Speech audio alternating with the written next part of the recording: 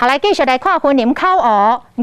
五大排下湖口的路段，这个路面是欠管理、欠维修，大细坑的窟仔是真歹行，讲不时有人伫遐来跋倒，在地乡亲希望会当来改善。云林县政府的水利处讲，经济来就会排时间去遐勘查。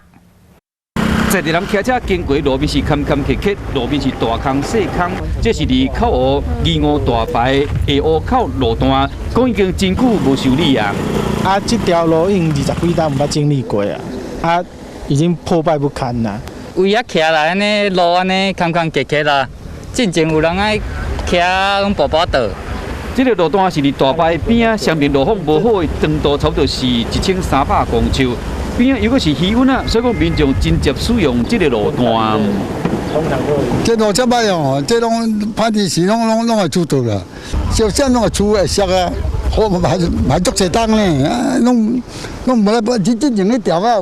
你话补修一遍呢，这拢这条拢无补修啊。 针对这个代志，云林县政府水利处嘛回应讲，这个路段因为属于风信道路，分配到的资源有较少，要搁去现场勘查了解，尽量改善路况。